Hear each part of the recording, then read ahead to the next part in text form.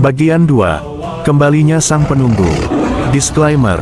Maaf jika dalam cerita ini terdapat kesamaan nama, tokoh, tempat, atau kejadian dengan dunia nyata. Semua ini tidak disengaja. Cerita ini murni fiksi semata untuk hiburan. Episode 7. Suara dari dalam batu. Angin mendesir tajam di lembah itu. Darsim mendekati tongkat batu hitam dengan hati-hati, tapi Abah Sukra mengangkat tangannya, menghentikan. Jangan dekat-dekat, lamun kuat haté, bisa kabawa, bisik Abah, matanya tajam mengamati. Dalam bahasa Sunda, kalau hatimu tak kuat, bisa terseret. Mereka berdiri membentuk setengah lingkaran mengelilingi tongkat itu. Tiba-tiba, tanah di bawah kaki mereka bergetar, suara geraman berat muncul, seolah dari dasar bumi. Sebuah suara parau terdengar. Lepaskan aku ingin pulang. Darka menegang. Abah, itu suara siapa? Abah Sukra menghela napas berat. Itu Penunggu Batu Terbelah.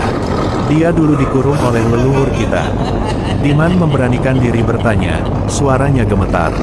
Kalau dia keluar, apa yang terjadi Abah? Abah menatap tajam ke arah batu. Lalakon, sejarah bakal dirubah. Angkara murka bakal ngagegah bumi. Sejarah akan berubah. Angkara murka akan menguasai bumi. Tiba-tiba, kreaek, retakan kecil muncul di tongkat batu itu. Cahaya hitam keluar perlahan, memekikkan rasa takut hingga ke sumsum tulang. Mereka harus bertindak cepat, tapi sebelum mereka sempat bergerak, dari balik kabut, bayangan manusia muncul. Langkahnya berat, sorot matanya kosong. Orang-orang desa yang hilang, kini kembali, tapi bukan sebagai manusia.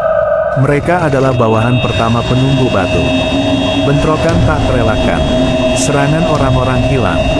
Darsim mundur satu langkah, keringat dingin mengalir. Orang-orang yang mereka kenal, Pak Lurah, Mang Komar, bahkan Teh Asi, kini melangkah dengan mata kosong dan tubuh kaku. Mereka dikendali ku batu eta, gumam Abah Sukra. Mereka dikendalikan oleh batu itu. Darkanya mengepalkan tangan. Abah, urang hadang. Kita hadang. Abah mengangguk. Entong cilaka. Ulah maehan. Jangan celakakan mereka. Jangan bunuh. Tiga murid pun membentuk formasi.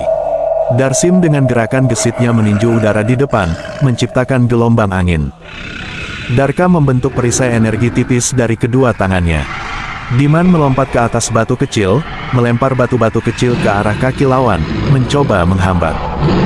Mereka bertarung, bukan untuk membunuh, tapi untuk membebaskan. Abah Sukra berdiri di tengah, merapal mantra kuno. Suaranya berat, menggema. Tanah Sunda, gesan hirup, gesan hirup. Tanah Sunda, untuk hidup, untuk hidup. Tapi kekuatan penunggu batu makin kuat. Satu persatu tanah retak, kabut hitam menyelimuti langit. Pertempuran baru saja dimulai. Apakah mau lanjut? Klik komen tulis, lanjut. Sekarang. Berani dengar kisahnya sampai habis? Tekan like dan follow channel ini. Terima kasih. Episode 8. Benteng Tanah Hangus.